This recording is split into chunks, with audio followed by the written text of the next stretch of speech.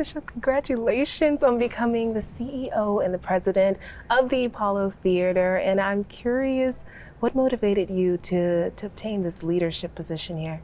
Oh, well, thank you. It's the Apollo.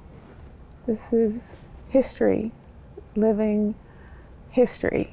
And, having had, a journey of being many places in my career, the opportunity to be here at the Apollo was one that I was excited about, nervous, but honored to have this seat at this exciting time. Why were you nervous? It's the Apollo. There's only one Apollo, and it's an awesome responsibility and one that I take, very seriously. And, the Apollo has been under the incredible stewardship of Janelle Procope for 20 years. Those are big shoes to step into. So I'm very pleased to be here, excited, and a little nervous, which I think is good. Yeah. So tell us about that journey. And I want to know all the way back to your first job at Wendy's, personal trainer, whatever you did. Tell us about that journey to how you got here today.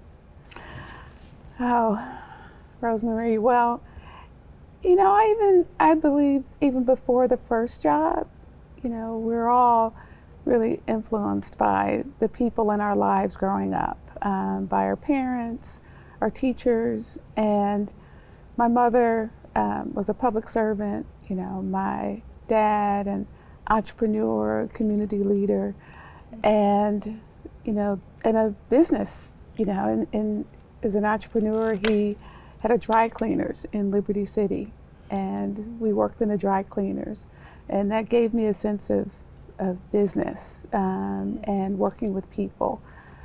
And one teacher I remember, I was back in 9th grade and in the back row in class and passing notes with my best friend Kirsten, and he called me out to ask a question because he knew I wasn't paying attention, and I answered the question, I think to his surprise, and he pulled me aside after class and said, would you think about running for class president? And I think those experiences really gave me an interest in business and in finance and loving to work with people. And my first job was as a financial analyst at what was NAP Communications in Los Angeles. So, that was an opportunity to learn corporate finance, which was exciting to me, and in the publishing business, so to work with brands. They published Architectural Digest and Bon Appetit, which those weren't magazine subscriptions that we received in our household. Mine. Yeah. But it was exposure to brands and, just areas that people were enthusiastic about. Do you feel like you fell into that, or is that what you wanted to do? Well, I wanted to get into finance and business. Okay. And the fact that it was a publishing company, so I got the opportunity to work with creatives, writers, photographers, designers, was exciting because that was a world that I didn't have any exposure to. Yeah. But, I loved it. Mm-hmm. So after this, after working with basically in the entertainment industry a little bit, what was next? Well, our company was acquired by Condé Nast here in New York. And I had the opportunity then to move to New York.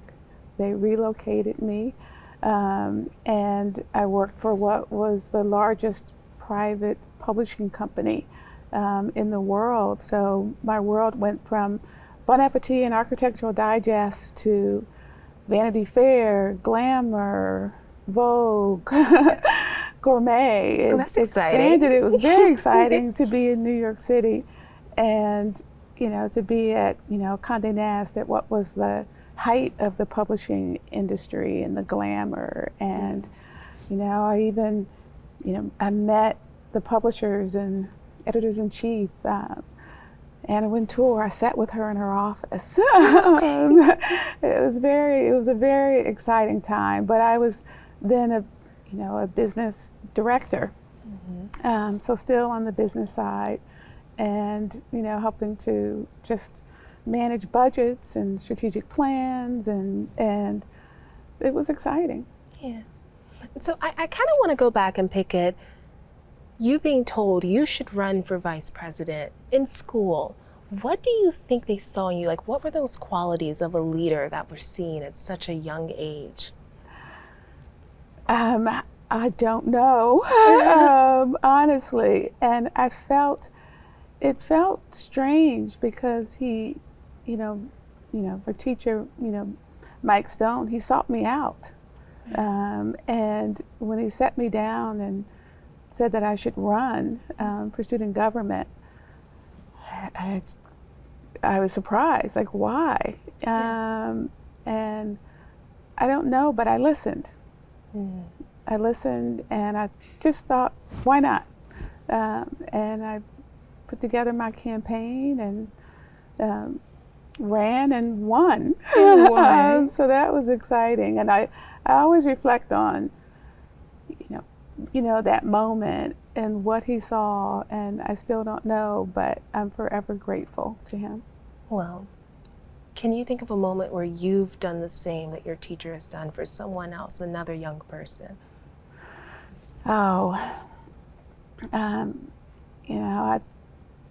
Countless times. That's been one of the joys of, being, on this journey, is working with people. So many people I see that spark, that desire to learn, the creativity, the gifts that they have. And, I seek that out. That's a joy in the work that I do. So also with working with people, what about the power of mentorship and even just networking relationships? Is it as important as people say it is? Oh, for me, it's one of the most important parts of just being engaged, in work. I love what I do. I love working in, culture and with creatives and artists and in community. And I love people. I love connecting with people, learning from others. I meet so many people and I think, wow, they're such a great writer, or they're a terrific leader, or a wonderful speaker, or a great analyst. I always admire, other people, and it's been a great part of learning from others on this journey. And just interesting people, interesting conversations, stories is one of the best parts about it. Well, Michelle, let's take it back. You're in New York City. You're in Anna Wintour's office. You're living the dream. You are that girl. What's next? What happens? Well, then I was recruited to Time Inc. Okay. And which was then, division of Time Warner.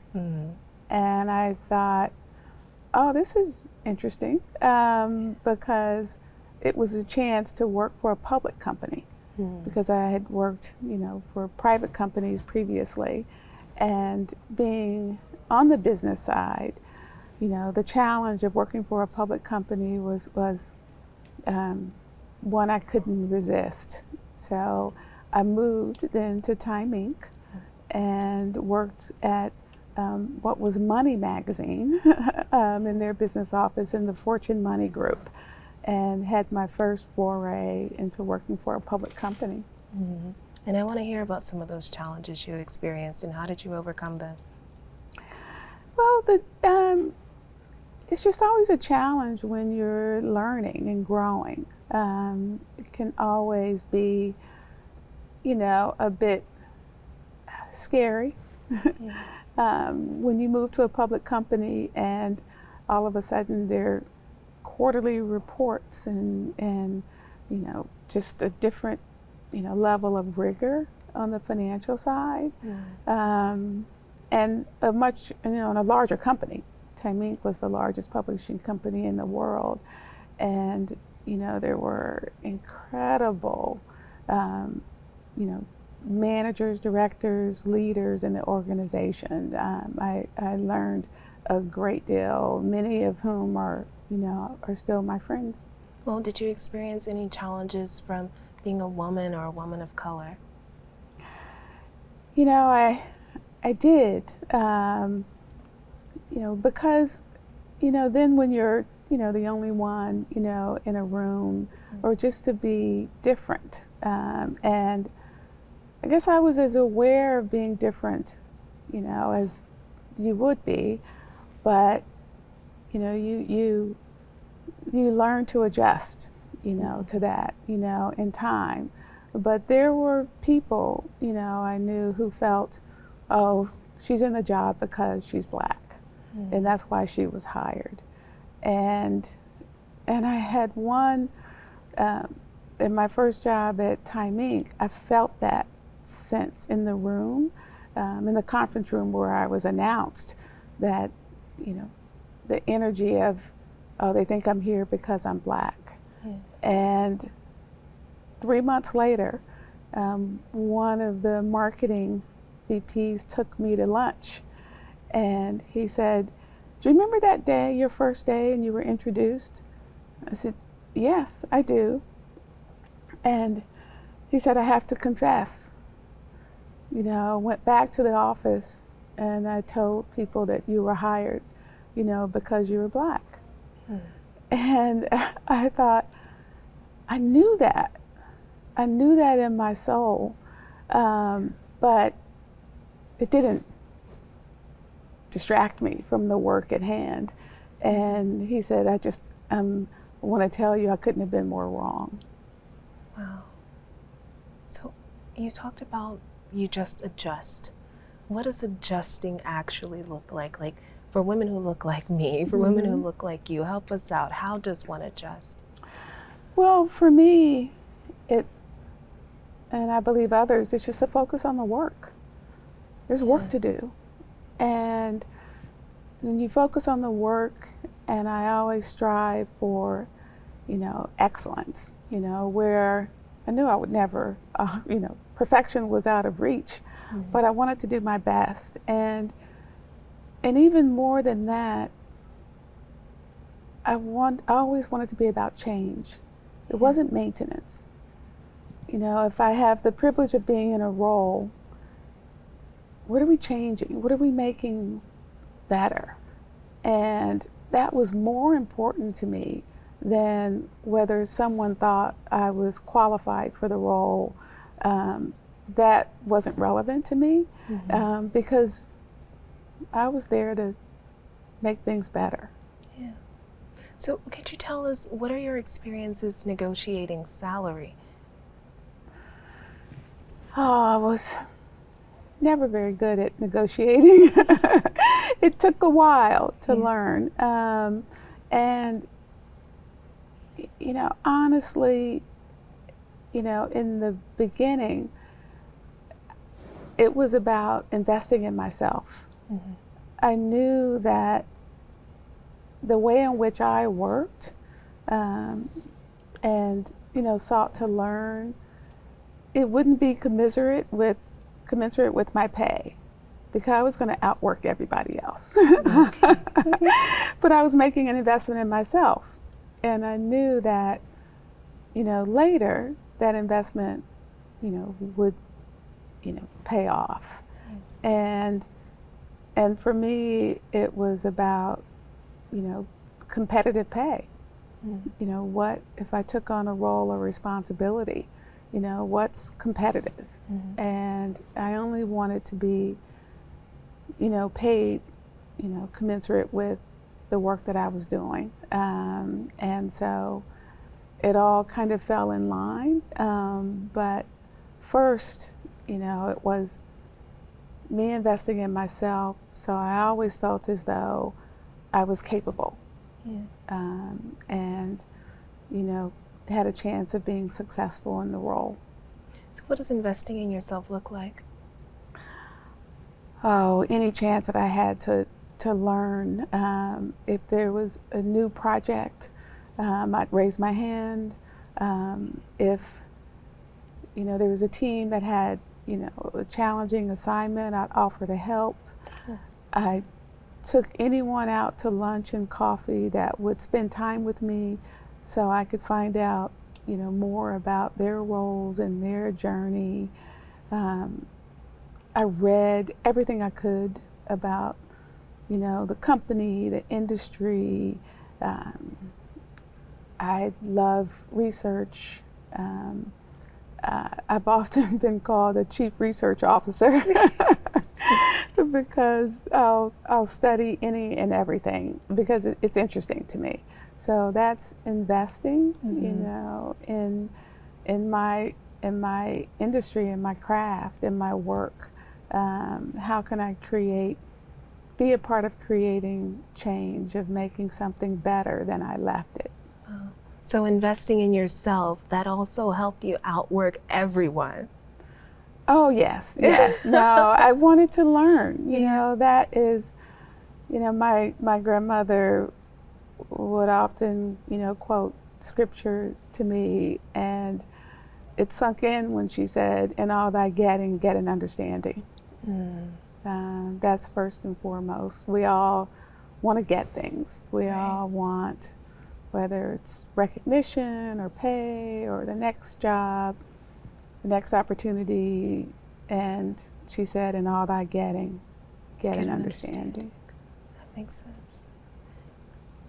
So we're at Time Inc. right now. That's where we are. Tell us what's next. Well, at Time Inc., that was when Ed Lewis, then the co-founder of Essence Communication, approached Don Logan, the CEO of Time Inc., to partner, to create a partnership between Essence and Time Inc.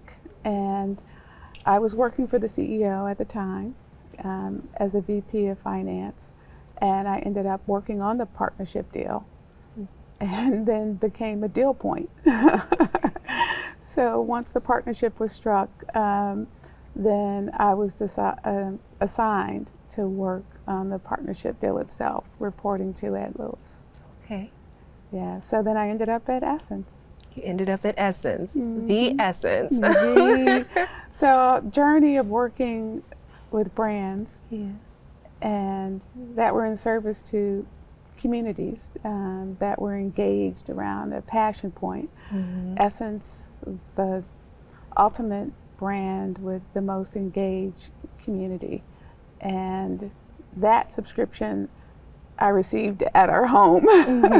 Yeah. So yes, me too. It's a very special moment. Yeah.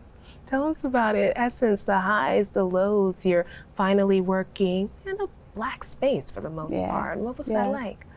Well, it was tremendous.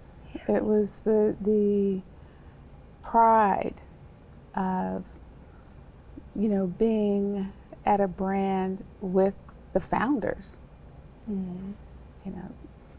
Ed Lewis and Clarence Smith founded Essence. You could be an executive, at a brand, but to be the founder is something that's quite special. And then, the editor-in-chief, to be in meetings with Susan Taylor. I pinch myself, the Susan Taylor. And it's just a level of, passion and pride and expertise and just belief in the importance of the work, and to know that the community of women and men were deeply engaged and had been even transformed on this journey of the stories in Essence as a mirror to just the journey of being in this country. And so it was quite special. So while people probably weren't in the room talking behind your back, like, oh, she only got this because she's Black, what were the challenges at Essence?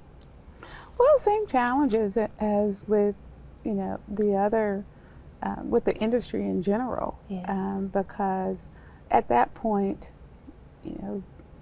digital, became a reality, and while magazine subscriptions in the publishing industry was still at its peak, that's when people started to divert their attention to social media and digital properties, and so it was a time of great change. Right. And Essence, frankly, was in many ways ahead of the curve because the co-founders always envisioned a broader like entertainment company for Essence, and always saw Essence as a brand. So whether there were not only Essence books, but a television show and an Essence festival and apparel, it was always considered a brand, a lifestyle. And in that regard, Essence was better positioned to withstand what were the challenges of increasingly a magazine publishing company operating in a digital world. So from Essence, you're here, the Yes. Apollo Theater. And the Apollo Theater will face some of those same challenges. It's a place with so much heritage, history, tradition, and things are changing in the world. We're in a technology world. People may not be coming out to see plays as much. How do you plan on creating innovation here? Well, the beautiful part is that the Apollo has always been an innovator. That's in its, bones. And, from the beginning, and what will be 90 years next year, the beginning, artists came here to be great. They could be themselves, which is what changed culture. And it's a unique position, that the Apollo has played in Harlem, in New York City, in the world, and to bring in the very best artists. From, of course, we think about Ella and Luther and James Brown, Luther, yes. But artists came here to be great and to learn from each other. They made each other even better at their craft. And it didn't hurt that the audience was very engaged as well. And that brought out the best in artists also. There are many artists that were booed on this stage. I heard all about it. Yes. Yes, but that made them better. And so, that's unique. So yes, the audience patterns are changing. Again, the digital reality, the hybrid space that many of us live in, it changes. But the Apollo itself has adapted, over time, and I believe will continue to do so. And that's where the Apollo is poised now, thanks to the leadership of Jonelle, the longtime board leadership of Dick Parsons. We're sitting here with a soon-to-be expanded campus, a soon-to-be renovated theater, and that's an exciting time to push forward when others may be thinking about, how are we adapting to the change? What's happening here is expansion, modernization, real opportunity for a next phase of growth. So are you able to tell us about the expanded campus, all the renovations that are coming up? Yes. Okay. Well, we're excited about, the Victoria Theater that is, under renovation and will launch next year. So there will be 2 new artistic spaces in the Victoria Theater, just 2 doors down, that will be managed by our programming team led by Camilla Forbes. And so more space for artists, more opportunity for the creative workforce that we're developing here. And we'll also move our offices into the Victoria Theater space. So that'll be exciting for the staff as well. And a whole new slate of programming there for artists and the community to enjoy. And this is all for the 90th year. Well, yes, it'll be for the 90th year, but also the renovation of this historic, storied venue that will commence next summer. Well, Michelle, can we expect any other big names? I know y'all had Drake in January, I want to say, and yes. We're looking for Beyonce. Can we expect anybody soon? Well, more to come. More to come. But it is wonderful and important that artists still, appreciate, revere, this venue. And so, yes, recently Drake, Alicia Keys, Red Hot Chili Peppers, Coldplay, and others, Jennifer Hudson, have been here on this stage. And we will continue to welcome, our favorite artists here in this season our and next. Favorite artist, Michelle, our favorite artist. We all have favorites. Well, what is most exciting to you about being the CEO of the Apollo Theater? It's the culture work. This is, the opportunity to work, to do work that supports artists and art. And to do that with community and with an incredible staff, a very supportive board in our chair, Charles Phillips, and to have such support from the state and the city and from very generous foundations, corporations, individual donors. There are so many people who support the Apollo and want to see its continued success and, embrace its importance within the city. And that's a very special place to be in. Not only the artists that love the Apollo as well. Well, could you leave us with 3 pieces of advice you have for any young woman or man who wants to achieve the kind of success that you've obtained throughout your career? Well, I would say, first and foremost, to love what you do. Find something that you love, and if you love it, you'll work hard at it. It won't feel like work.